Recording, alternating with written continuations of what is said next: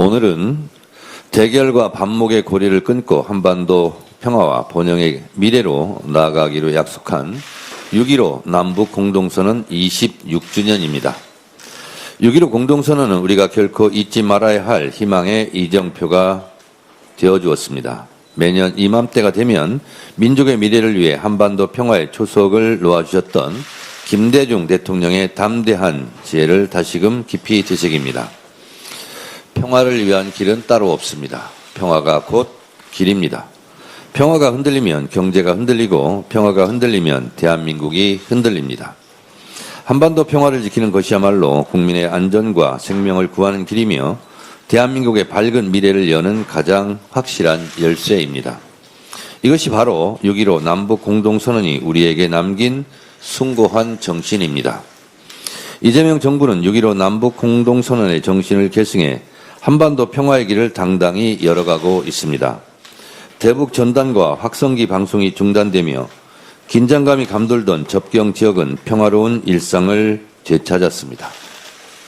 이번에 강원도에서 크게 승리했는데요. 매우 놀라운 사실은 강릉에서 최초로 민주당 시장이 나온 것도 굉장히 의미가 큽니다. 또한 휴전선 접경 지역, 화천, 인제, 양구, 고성, 양양 등에서 민주당 후보가 승리했다는 것, 그리고 강원도에서 18개 기초단체장 중에서 11대 7로 민주당이 승리한 것은 이런 한반도 평화 정착에 대한 강원도민들의 응답이 아닌가 그런 생각을 했습니다. 우리 경제를 짓눌러온 코리아 디스카운트가 서서히 해소되며 코스피 8천 시대도 열렸습니다. 평화가 어떻게 국민의 삶을 바꾸는지 이재명 정부가 증명해 보이고 있습니다. 특히 이재명 대통령께서는 외교를 통해 평화를 적극적으로 실천하고 계십니다. 어제 바티칸 성 바오로 대성당 특별 미사에서도 대한민국이 평화와 연대의 가치를 굳건히 지켜나가겠다는 의지를 분명히 밝히셨습니다. 앞으로도 민주당은 이재명 정부와 함께 더욱 굳건한 한반도 평화 시대를 열기 위해 매진하겠습니다. 민주당은 한반도에 상생의 봄이 꽃필 수 있도록 한반도 평화 정착을 위한 정부의 노력을 든든히 뒷받침하겠습니다. 미국과 이란과의 전쟁이 106일 만에 끝났습니다. 미국과 이란이 종전 합의문에 19일 서명한다고 발표되었습니다. 트럼프는 호르무즈 해협을 전면 개방하고 봉쇄를 해제한다고 발표했고 이란은 카타르 중재로 합의했다며 모든 분쟁을 종식한다고 발표했습니다. 매우 좋은 일입니다. 전 세계를 공포와 불안으로 떨게 했던 미국, 이란과의 전쟁이 끝났기 때문에 정치, 경제 등 국제관계가 정상화의 길로 접어들기를 기대합니다. 정말 다행이고 잘된 일입니다. 고육과 위기 등이 진정되고 세계 평화가 정착되기를 기대합니다. 우리나라 경제에도 긍정적인 효과를 기대합니다. 평화가 곧 경제입니다. 우리나라의 지정학적 요건과 대외 경제 의존성에 비추어 기쁜 소식이 아닐 수 없습니다. 미국, 이란 간의 전쟁 종식을 환영합니다. 제가 회의 들어오기 전에 보니까 트럼프 대통령이 김정일과의 회담했던 산책하는 장면을 올렸습니다. 어제 이재명 대통령께서 이탈리아 성 바오로 성당에서 특별 미사를 했습니다. 바라옵건대 교황께서 한반도 평화를 위해서 큰 역할을 해 주실 것으로 또 그렇게 해 주셨으면 하는 바람을 가져봅니다. 또한 트럼프 대통령이 이란과의 종전 선언 직후에 푸틴과 1시간 정도 전화를 했답니다. 그리고 러우 전쟁에 대한 종전 문제도 깊은 관심을 갖고 있는 것 같습니다. 그리고 곧바로 올린 것이 김정은 국무위원장과의 산책하는 사진이었습니다. 위기 뒤에 기회가 온다고 한반도 평화정착에 이런 국제적인 흐름이 크게 선한 영향력으로 작동되기를 진심으로 바랍니다. 자신의 권력을 유지하기 위해 평화를 훼손하고 국민을 위협한 세력이 있습니다. 내란 수계 윤석열과 내란 세력입니다. 지난주 법원은 북한의 도발을 유도하기 위해 평양 무인기 침투를 지시한 윤석열에게 징역 30년을 선고했습니다. 대한민국 군사상 이익을 해하고 적을 이롭게 한 일반 이적죄, 즉 중대한 외환죄를 저질렀다고 판결한 것입니다. 전직 대통령이 외환죄 유죄를 전직 대통령이 이런 일반 이적죄로 이런 중형을 선고받은 것이 참으로 개탄스러운 일입니다. 저는 개인적으로 외환 유치죄로 선고받았으면 좋겠다는 그런 희망이 있었는데 이것은 적과의 통모 관계가 입증이 돼야 되기 때문에 외환 유치죄로는 처벌받지 못한 것 같습니다. 대한민국 역사에 씻을 수 없는 치욕이자 오점입니다.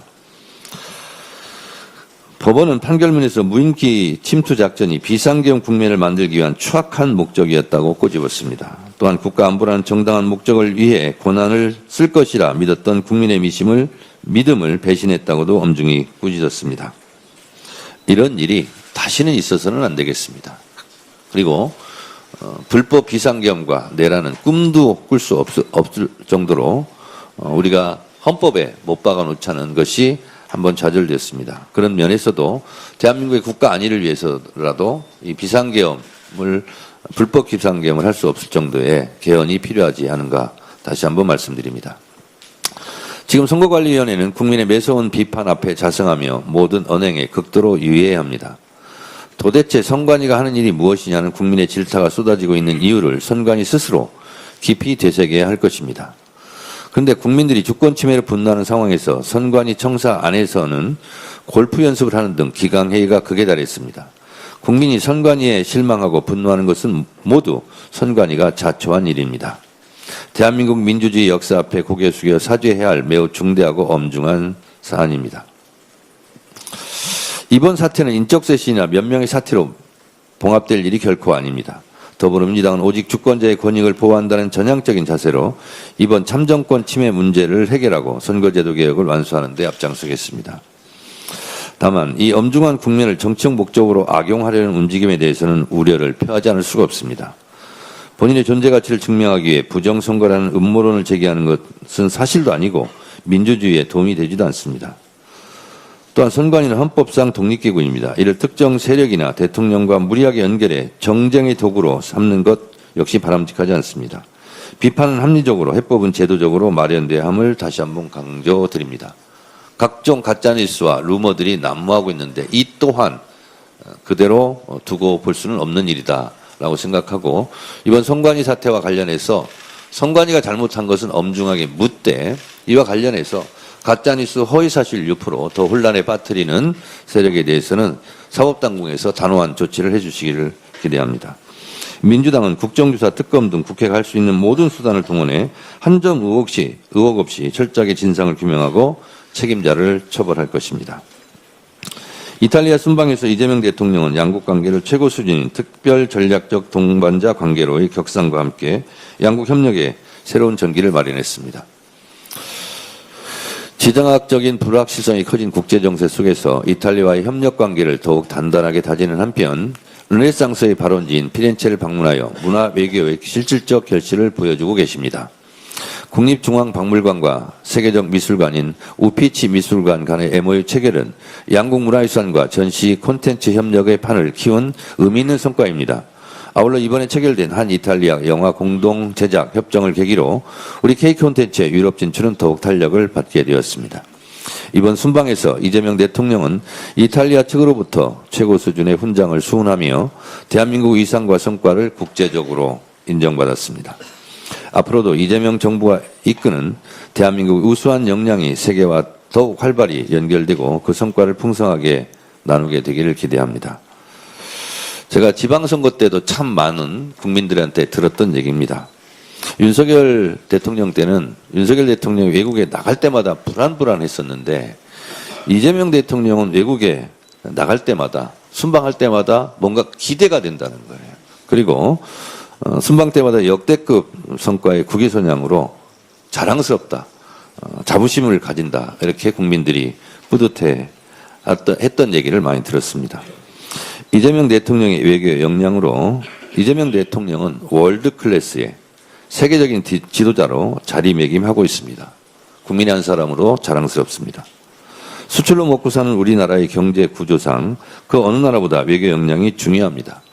중동 전쟁도 종식되고 있기 때문에 한국 외교 역량과 한반도 평화 정착으로 한국 경제 성장에 큰 계기가 도래하기를 기대합니다. 더불어민주당은 이런 중동 전쟁 종식에 따른 한반도 평화 정착과 대한민국 경제 발전에 대한 대책을 논의하는 회의를 조만간 개최하도록 하겠습니다. 감사합니다. 다음으로 한병도 원내대표의 발언이 있겠습니다. 민주당은 이번 주 본회의를 열어 투표용지 부족 사태 국정조사 계획서를 처리하고 국조특위를 즉각 가동하겠습니다. 투표용지 부족으로 인한 국민 참정권 침해는 절대 용납할 수도 이해할 수도 없는 참사입니다. 투표용지 인쇄 수량 산정 구실부터 추가 투표지 불출 지연, 투표 중지, 그 과정에서 행정 전반의 공백까지 선거 사무 전반에 문제가 발견됐습니다. 민주당은 국민 여러분의 분노와 공분을 받들어 진상을 명명백백히 규명하고 책임자 처벌과 재발 방지 대책 마련에 시급히 나서겠습니다. 나아가 헌법상 독립기관이라는 지위에 기대어 본연의 역할을 내팽개친 선거 불신을 초래한 선관위의 확실한 책임을 묻겠습니다. 국정조사가 그 시작입니다. 민주당은 국정조사 계획서를 채택한 이후 투기가 업무보고, 청문회, 현장 조사까지 전방위적인 활동을 전개해서 티끌 하나의 의혹도 남기지 않고 해소할 수 있도록 준비하겠습니다. 국정조사와 함께 선거제도 개혁 TF를 중심으로 선거관리 사무 전반과 선관위 조직 개혁을 위한 제도 개선에 신속히 나서도록 하겠습니다. 국정조사와 함께 후반기 원구성 또한 18일까지 마무리해야 합니다. 6.3 지방선거에서 우리는 무책임한 정쟁을 뒤로하고 민생을 살리기 위해 열심히 일하라는 주권자의 준엄한 명령을 확인했습니다. 그런데 국민의힘은 지방선거에서 나타난 견제의 균형의 민심을 반영해야 한다는 아전인수식 해석을 내놓으며 자신들이 법사위원장을 맡아야 한다고 주장합니다. 지난 1년을 스스로 한번 돌아보십시오. 이재명 정부 출범 이후 사사건건 국정에 발목 잡고 상임위를 정쟁의 도구로 삼는 것을 벌써 잊었습니까? 민생 법안에 필리버스터를 신청하는가 하면 국익을 볼모로 대미투기를 일방적으로 멈춰 세우기도 했습니다. 어느 국민이 이를 뒷전으로 미루고 정쟁이나 일삼으라 했습니까? 법사위원장을 달라는 국민의힘의 주장은 후반기 국회 민생 파업 선언과 다름없습니다. 누차 말씀드렸듯이 제22대 국회 후반기 원 구성의 유일한 원칙과 기준은 민생과 성과입니다. 일하는 국회를 만드는 것입니다. 일하는 국회를 만들기 위해서는 법사위는 민주당이 맡아야 합니다. 오늘은 6.15 공동선언 26주년입니다. 26년 전 통일이 눈앞으로 성큼 다가온 듯 했지만 한 세대가 지난 지금도 여전히 남북의 거리는 멀기만 합니다. 국제 정세는 분열과 갈등 속에 국익을 위해 뭉치고 흩어짐이 빠르게 이루어지고 있습니다. 이럴 때일수록 고 김대중 전 대통령님의 평화통일을 향한 노력이 더욱 그립고 소중해집니다. 김대중 정신을 계승하는 정부로서 유럽 순방에 나선 이재명 대통령님은 교황과 만남에서 평화와 연대의 메시지를 전했습니다. 이재명 정부의 한반도 평화를 위한 일관된 노력이 빛을 발할 수 있도록 민주당은 26년 전과 같이 힘껏 뒷받침하겠습니다. 이상입니다. 다음으로 황명선 최고위원의 발언이 있겠습니다. 네, 오늘은 6.15 공동선언 26주년이 되는 날입니다. 6.15 선언은 오랜 적대와 긴장을 넘어 평화의 가능성을 전 세계에 알린 역사적 전환점이었습니다. 어제 이재명 대통령께서는 바티칸 특별 미사 연설을 통해 지금도 그 희망의 불씨가 살아있다라고 분명히 밝히셨습니다. 지금 한반도는 소통의 통로가 막혀있고 불신과 긴장은 여전하지만 다시 분단의 시대로 되돌아갈 수는 없습니다. 대통령께서 말씀하신 대로 정전 사태를 넘어 지속 가능한 평화 체제를 구축하기 위해 할 수 있는 모든 것을 다해야 합니다. 평화는 한쪽의 양보가 아니라 상호 신뢰의 회복에서 시작됩니다. 대결보다 대화가, 두려움보다는 신뢰가 더 큰 힘이라는 것을 우리는 역사를 통해서 배웠습니다. 더불어민주당은 6.15 정신을 계승하여 한반도의 평화가 세계의 평화로 이어지는 선순환을 만들어가는데 앞장서겠습니다. 국민 참정권 침해 사태와 관련해서 우리 민주당이 앞장서겠습니다. 6.3 지방선거에서 드러난 선거관리위원회의 총체적 무능을 해결하기 위한 개혁 작업의 속도를 빨리 내야 합니다. 국정조사는 기본이고 특검 도입과 계엄까지 적극적으로 해야 합니다. 정치권은 정쟁의 시간을 소모하지 말고 국회에서 여야가 합의할 수 있는 것부터 근본적인 개혁 방안을 만들기 시작해야 합니다. 지금까지 드러난 사실만으로도 선관위는 위에서부터 아래까지 기강이 무너진 조직이고 선관위가 헌법상 독립기관으로 존재할 가치가 있는지 많은 국민들은 근본적인 의문을 갖습니다. 하지만 이 사태를 악용해 부정선거 음모론으로 선동하는 것은 반사회적 행태로 법과 원칙에 따라 합당한 엄중한 책임을 물어야 합니다. 장동혁 대표를 비롯한 일부 국민의힘 의원들이 이번 선거관리 부실선거와 관련돼서 부정선거라고 하면서 재선거 도입을 주장하며 이 사안을 정쟁으로 몰아가고 있습니다. 바로 이 행태를 즉각 중단해야 합니다. 국민 참정권이 침해된 이 사건을 민주주의와 국민주권 강화를 위한 전화회복의 계기로 삼아야 합니다. 국민의힘은 광장이 아니라 국회에서 국민의 참정권을 지키기 위한 초당적 협력에 나설 것을 강력하게 촉구합니다. 이상입니다. 다음으로 강두구 최고위원의 발언이 있겠습니다. 26년 전 오늘 김대중 대통령과 김정은 국방위원장이 손을 맞잡았습니다. 분단 이후 처음으로 남북 정상이 마주했던 그야말로 감격스러운 순간이었습니다. 6.15 남북 공동선언 26주년을 맞이해서 평화의 가치를 다시금 되새깁니다. 평화는 단순한 구호나 이념이 아닙니다. 국가 안보와 대한민국의 미래가 걸린 가장 엄중한 현실의 문제입니다. 평화가 공고할 때 비로소 국민의 삶이 안정을 찾고 그리고 경제가 살아나고 그리고 내일의 미래를 꿈꿀 수 있습니다. 민주당은 6.15 남북 공동선언의 숭고한 정신을 변함없이 이어가겠습니다. 이재명 정부와 발맞춰서 멈춰선 한반도의 평화의 시계를 다시 움직이겠습니다. 어제 발표된 리얼미터 여론조사 결과 정당 지지율에서 국민의힘의 5차 범위 밖 역전을 허용했습니다. 대통령 국정 지지율도 4주 연속 떨어졌습니다. 집권 2년차에 이런 여론조사 결과를 마주하고 있는 것에 대해서 우리 모두 긴장해야 합니다. 지난 13일 이재명 대통령께서 SNS를 통해서 뜻깊은 메시지를 전하셨습니다. 해외 순방 중에도 당과 대한민국을 걱정하면서 한시도 마음을 놓지 못하셨을 대통령의 고뇌와 충정이 고스란히 느껴졌습니다. 여당의 열정은 우리 진영이 아니라 국민 전체를 향해야 한다. 대결과 배제보다는 끊임없는 대화 소통으로 갈등을 조정하고 반발을 최소화하는 큰 그릇의 역할을 해야 한다는 대통령의 말씀처럼 지금 우리 여당에게 주어진 책무는 명확합니다. 여당은 대통령과 운명을 같이 하는 운명 공동체이자 국민의 삶을 온전히 책임지는 자리입니다. 말이 아닌 행동으로 과정뿐만 아니라 확실한 결과로 증명해야 합니다. 진영의 이익보다 국민 전체를 향한 무한 책임으로 평가받아야 합니다. 그것이 집권 여당이 짊어진 무게이며 정권 재창출을 위한 필수 조건이기도 합니다.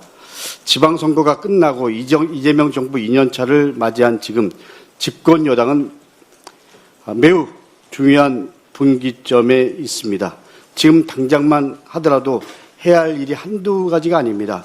미국, 이란 종전에 선제적으로 대응해서 유가 안정화를 비롯해서 산업과 민생 전반의 대책을 마련해야 됩니다.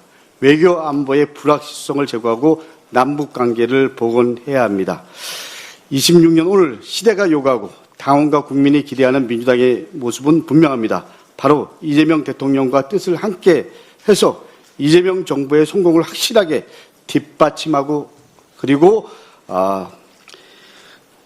성과를 낼 수 있도록 안정적이고 유능한 집권 민주당의 모습일 것입니다. 국민에게 신뢰받고 그리고 국민에게 집권당의 모습을 다하는 그런 민주당이 될 수 있도록 당정청이 하나가 되어야 합니다. 이제 민주당은 적을 만드는 정치가 아닌 포용의 정치를 펼쳐야 합니다. 문제를 키우는 정치가 아니라 문제를 시원하게 해결하는 정치를 해야 합니다. 그래야만 당을 지키고 나아가 다음 선거에서도 다시 승리할 수 있습니다. 지금 당장 우리의 손에 이 나라의 운명과 5,200만 국민의 삶이 달려있다. 더 크게, 더 넓게, 그리고 더 멀리 바라보며 더 많은 국민과 함께 가자는 우리 대통령님 말씀을 우리 지도부 모두가 다시 한번 깊이 곱씹어 보아야 할 것입니다. 이상입니다. 네. 다음으로 이성윤 최고위원의 발언이 있겠습니다. 지난 12일 윤석열이 평양 무인기 북한 도발 혐의로 징역 30년이 선고되었습니다. 윤석열의 내란 우두머리 무기징역에 이어 일반 이적죄로 징역 30년이 선고되었지만 아직도 윤석열 등 몇몇 소수 외에 대다수 내란 관련자들은 제대로 된 처벌이나 청산은 되지 않고 있습니다. 지금은 내란 청산과 개혁 완수에 매진해야 할 때입니다. 윤석열 내란을 극복한 이재명 국민주권정부 출범 1년이 지났지만 아직도 준동하는 12.3 내란 세력을 티끌까지 남김없이 청산하고 검찰개혁을 완수해야 할 때입니다. 올해 9월 말까지 검찰개혁 막바지입니다. 끝까지 완전하게 개혁해야 국민이 안심합니다. 윤석열 정치검찰이 김건희나 자기들 편에게는 면죄부를 주고 야당이나 마음에 들지 않는 상대방에게 보복수사, 표적수사를 해대더니 급기야 조작수사와 기소까지 저질렀습니다. 이러한 전두환 하나회 같은 윤석열 검찰을 뒷배로 윤석열은 12.3 불법 개업 내란을 일으켜 국민의 생명과 대한민국 헌법 질서를 위협했습니다. 12.3 내란을 막아주신 국민과 우리 당원들은 아직도 온전하고 있는 내란 세력을 제대로 청산하고 마지막까지 긴장을 늦추지 말고 윤석열 내란 뒷배 검찰개혁을 제대로 하라고 강력히 요구하고 있습니다. 지난해 정치검찰을 공수처과 중수청으로 분리했지만 검찰개혁 과정에서 보완이라는 미명하에 자칫 검찰에게 티끌만한 수사권이라도 남겨둘 경우에 또다시 수사권을 악용, 남용하는 윤석열 정치검찰이 언제 부활할지 몰라 국민들은 불안해하고 있습니다. 이런 검찰이든 공수처이든 호시탐탐 수사권을 악용, 남용하는 자들이 있는 집단에게 보안이라는 이름으로 수사권을 남겨두는 것이 진정한 검찰개혁이라고 할 수 있겠습니까? 하여 수사로 악용, 남용될 수 있는 보안 수사권을 완전히 폐지하고 수사와 기소의 완전한 분리로 검찰개혁을 끝까지 제대로 완수해야 합니다. 또한 당원 주권 정당을 향한 민주당 개혁도 결코 멈추거나 후퇴해서는 안 됩니다. 1987년에서야 국민들의 한 표로 대통령을 뽑는 나라가 되었습니다. 이 당연한 민주주의 원리가 우리 민주당에는 불과 넉 달 전에 당원 1인 1표제로 이제 막 들어왔습니다. 우리 당원 전체가 오랜 시간 토론과 수교 과정을 통해 이룩해낸 당원들의 성과입니다. 이해찬 전 대표는 정당이 민주적이지 않으면 국정도 민주적일 수 없다고 강조했습니다. 우리 민주당 발전의 역사도 소수의 독점에서 당원 다수가 참여하고 책임지는 정치 과정으로 발전해 왔습니다. 우리 당의 주인은 당연히 당원입니다. 누구도 부인할 수 없는 당연한 헌법 원칙과도 같습니다. 당의 중요한 방향도 당대표도 당원이 1인 1표로 결정해야 합니다. 당대표도 한 표, 국회의원도 한 표, 당원도 한 표입니다. 특정 계파나 특정 인물, 기득권 정치가 아니라 우리 민주당의 주인인 당원들이 선택하고 발전시켜 만들어낸 우리 민주당 개혁의 성과입니다.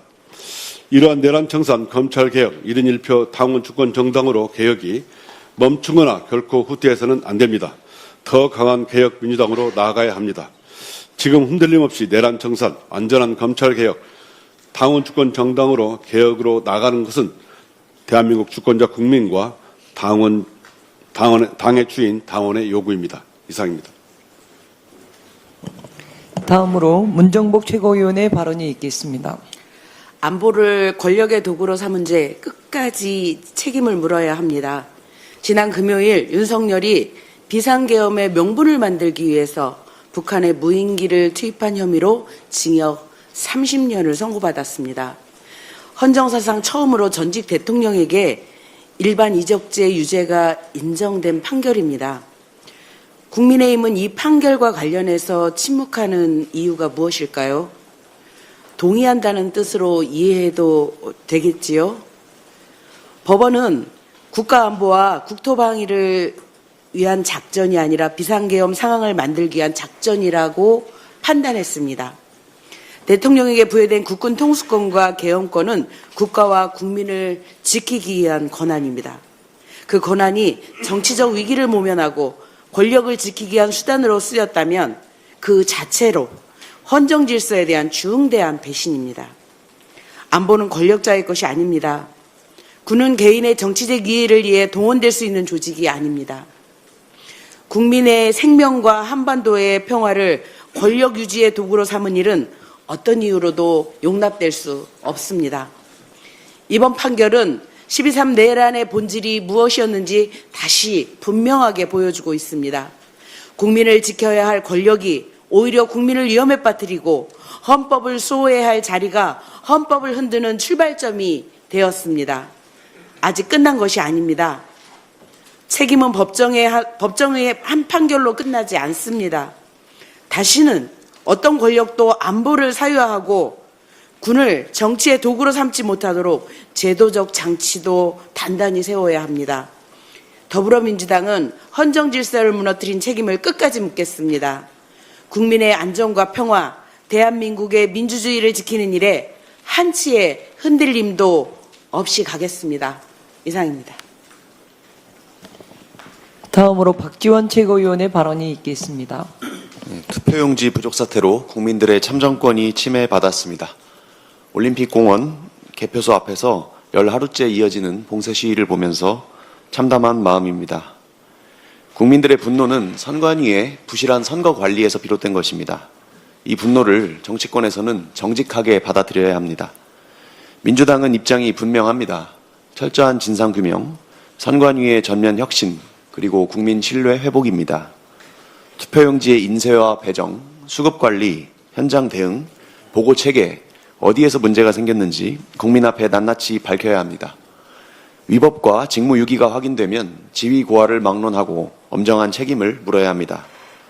그런데 이 중대사안을 정략적으로 악용하려는 움직임도 있습니다. 국민의힘 장동혁 대표는 특별법을 통한 전국 단위 재선거를 거론하고 있습니다. 지난 지방선거에서 참패해서 자신이 처한 정치적인 위기를 빠져나가려는 무책임한 주장입니다. 선거에 문제가 있었으면 법이 정한 절차로 다투면 됩니다. 공직선거법은 선거 결과에 영향을 미쳤다고 인정되는 경우에 한해서 선거의 전부 또는 일부 무효를 결정하도록 정하고 있습니다. 개별 선거구의 문제는 소청과 소송을 통해 법원이 판단할 일입니다. 특별법을 만들어서 이미 치러진 선거 전체를 일괄 무효화하고 전국 재선거를 하자는 주장은 헌법적으로도 용납되기 어렵습니다. 우리 헌법 13조 2항은 소급 입법에 의한 참정권 제한을 금지하고 있는데요. 그 참정권에는 국민들의 선거권뿐만 아니라 후보자의 피선거권, 당선인의 공무담임권도 포함되기 때문입니다.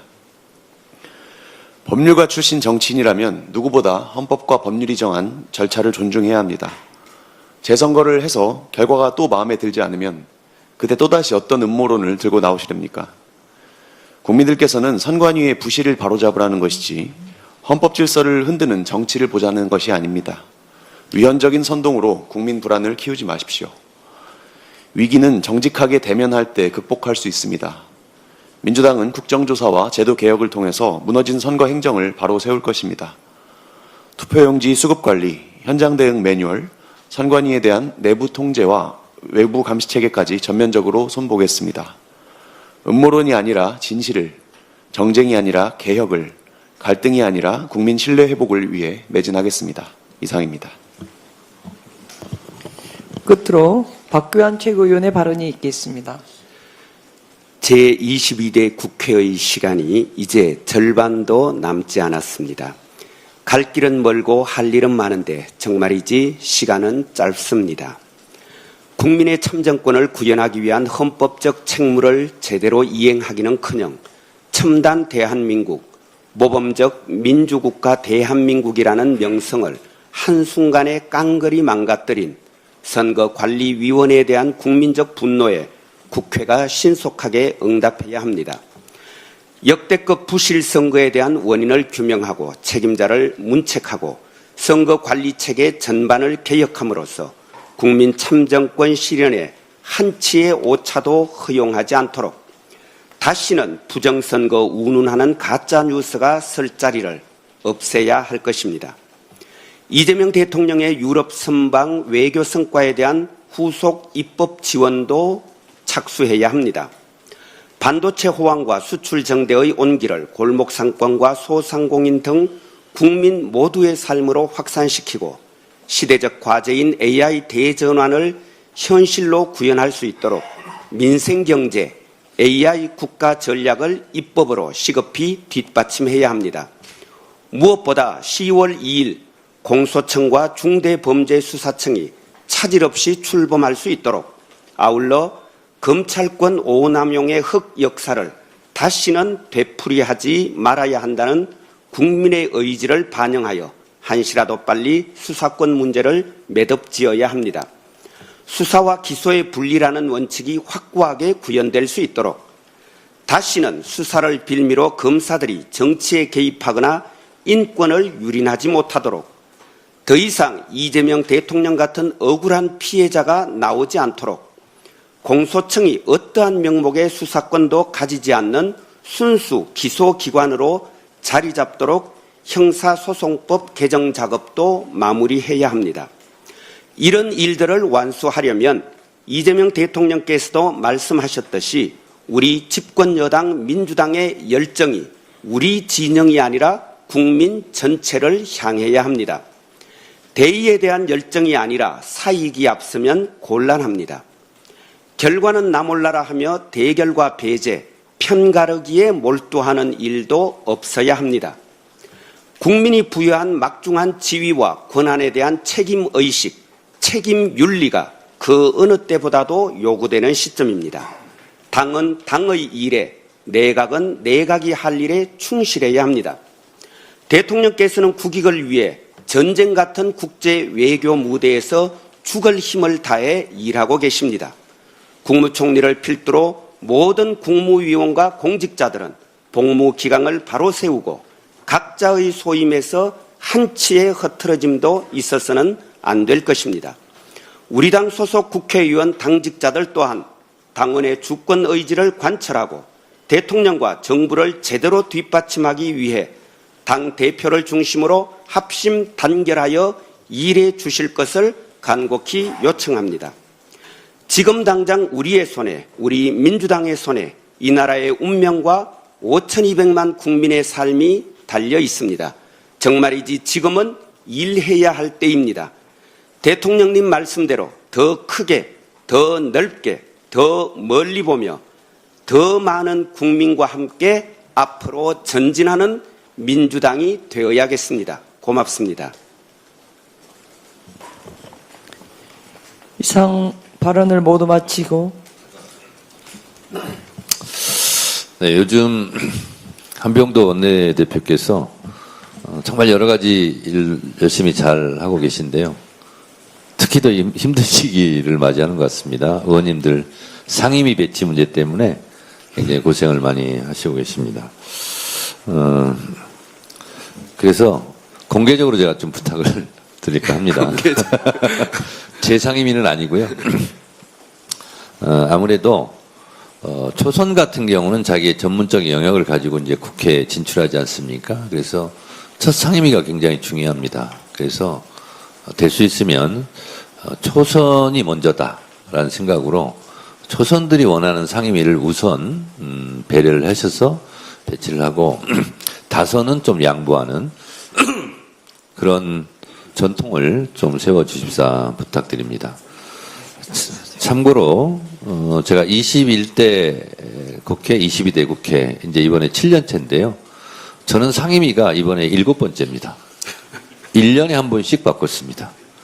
제가 바꾸고 싶어서 바꾼 게 아니라 당에서 원내에서 여기 가십시오 그러면 갔습니다. 그리고 군소리 없이 갔습니다. 그래서 제가 앉아서 생각해 보니까 21대 첫 때부터요 갔던 데가 1년 차에 교육위, 문체위, 과방위, 산자위, 법사위, 국방위 그리고 이번에 또 어디로 보낼지 모르겠습니다.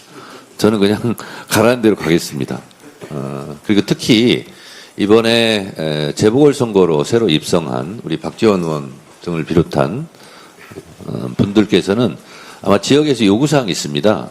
여기 갔으면 좋겠다. 그래서 우리 박지원 최고 같은 경우 선거 과정 속에서 이원택 도지사 당선인이 농해 수위를 했는데 거기 안 가고 다른 데 가는 거 아니냐 이렇게 또 많은 민원을 받았다는 거예요. 그래서 특히 이번에 새로 입성한 초선 의원 재보궐선거로 입성한 의원들이나 또 초선 의원들 같은 경우는 상임위 문제로 굉장히 좀 어려움을 겪는 경우도 많이 있는 것 같습니다. 그래서 원내대표께서 어렵겠지만 초선을 좀 먼저 배려하는 그런 상임위 배치를 하고 다선들은 또 경험도 많으니까 그런 역량이 충분히 있습니다. 그래서 그렇게 배려를 해 주십사 당대표로서 초선 의원들을 대표해서 제가 공개 부탁을 드립니다. 그렇게 해 주시겠습니까? 네, 대표님 말씀 취지 잘 반영해서요.